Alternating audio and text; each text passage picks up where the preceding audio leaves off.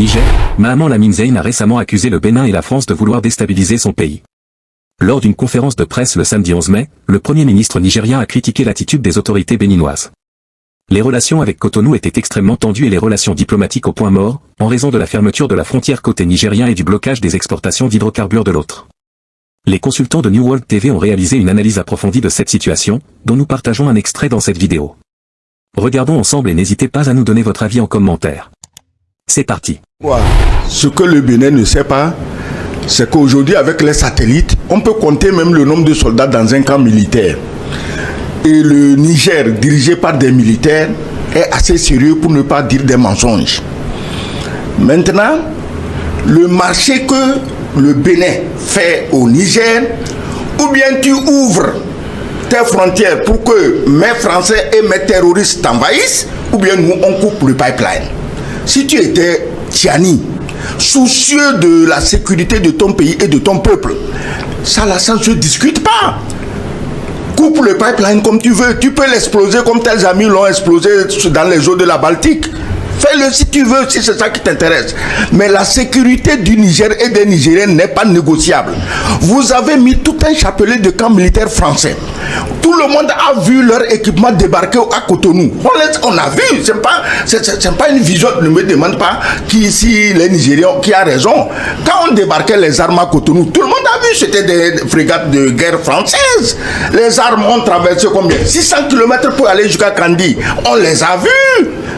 J'espère quand même que le Niger a des agents de renseignement dans tous ces pays et il sait exactement combien de camions sont passés, combien de canons. On ne te parle pas des munitions, des obus qui sont dans des conteneurs qui défilaient sans arrêt.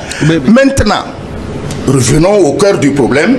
C'est le président du Bénin, avec tout le respect qu'on lui doit, qui se poumonnait. Ils vont attaquer, ils vont utiliser la force parce qu'ils ont essayé tout les choses de négociation. On ne les a jamais vus négocier avec les Tiani.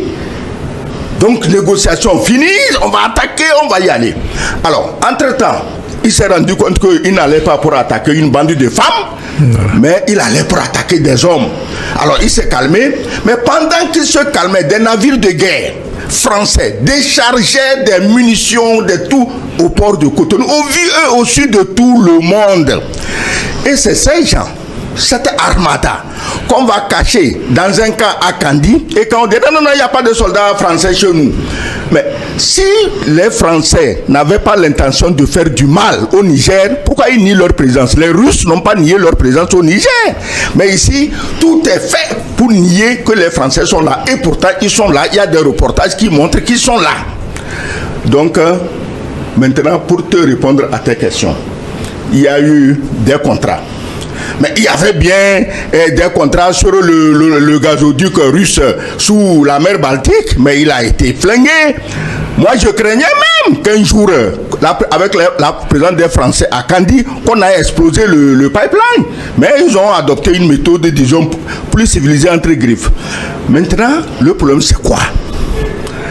C'est la géostratégie, c'est la guerre qui continue sous d'autres formes. Comme les Africains sont une bande de crétins, et les Français trouvent toujours un qui est plus crétin que l'autre.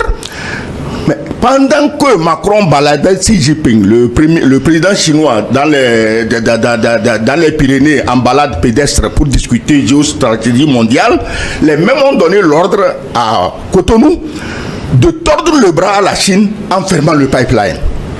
Pourquoi? Parce que ce pipeline, à lui seul, était en train de sauver l'AES de la misère. Je vous ai dit ici que dans 10 ans, les pays de l'AES seront comme Dubaï et que les Français viendront demander du travail dans l'AES. Et effectivement, c'est en train d'arriver parce que tu t'imagines, depuis au moins 2 ans, la Banque de France a cessé de braquer les dollars, les euros, les yens, les renminbi appartenant aux 3 pays de l'AES. Donc ils sont eux-mêmes, quand ils vendent leur or, leur coton, ils sont propriétaires de leurs devises. Mais ça donne des insomnies parce que l'Arabie Saoudite a le pétrole. Regardez où l'Arabie Saoudite est. Mais ça les Français ne peuvent pas accepter que des nègres puissent avoir la richesse que l'Arabie Saoudite a. C'est pas possible. Donc non, laisse-moi finir. Oui. Ils ne peuvent pas accepter ça. Donc c'est pourquoi pourquoi Talon dit à lui-même ça lui fait de la peine? Je le comprends. C'est une façon de nous dire, écoutez, l'ordre vient de quelque part, qu'est-ce que vous voulez que je fasse? Je vous avais dit ici, la dernière fois quand on parlait du départ de l'armée américaine du Niger, je vous avais dit, mais les Américains, tu n'as même pas besoin de leur faire du mal pour qu'ils te fassent du mal. La réponse n'a pas tardé. Le gazoduc, le duc a été fermé. Talon pleurniche, mais c'est pour nous dire, écoutez, mes frères, au fait, c'est pas ma faute. Si c'est pas ta faute, il est temps que tu choisisses ton camp. Bien évidemment, le président Patrice Talon devra choisir son camp, surtout pour le bien de sa population. Il est important de noter que le Niger a plusieurs options devant lui si le Bénin refuse de céder. Parmi ces options, on trouve les ports du Togo, du Ghana, du Nigeria, et même de la Guinée, pour n'en citer que quelques-uns. Il est essentiel de rappeler qu'il est toujours bénéfique pour nous, peuples africains, de nous unir pour le développement de notre continent. Passons maintenant à la suite de la vidéo, avec le second analyste sur le plateau, qui nous parle des conséquences déjà ressenties au Bénin par la population. N'hésitez pas à partager vos avis en commentaire. C'est parti. Avec la fermeture de cette frontière nigérienne, on voit une forme d'implosion sociale au niveau du Bénin. Vous avez vu les marches qui ont eu lieu récemment et tout ce qui a samedi, été dénoncé. Des milliers de personnes étaient dans les rues. On voit clairement, avec le slogan on a faim. Absolument. On voit clairement que Patrice Talon est en train de déglingoler en ce qui concerne en tout cas le volet économique du Bénin. Et dans un tel cas, puisque c'est le Niger qui en réalité exporte ou bien utilise à un taux très élevé le port de Cotonou. Et donc en prenant cette décision de départ sur un coup de tête d'empêcher le Niger il pensait simplement qu'il va punir justement les dirigeants nigériens et donc faire en sorte à les amener à repousser chemin, ce qui sera impossible. Et moi je pense qu'à un moment donné, Patrice Talon, qu'il le veuille ou non, sera obligé en tout cas de revenir à la raison.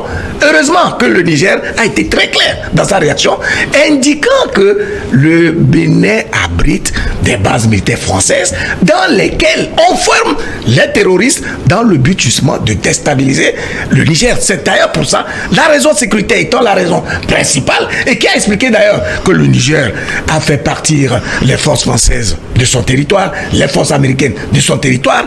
Mais comprenez simplement mais pourquoi ces puissances-là, lorsqu'on les fait déguerpir d'un pays, cherchent toujours à aller rester dans le pays d'à côté. Seulement, est-ce qu'ils n'ont pas de dignité?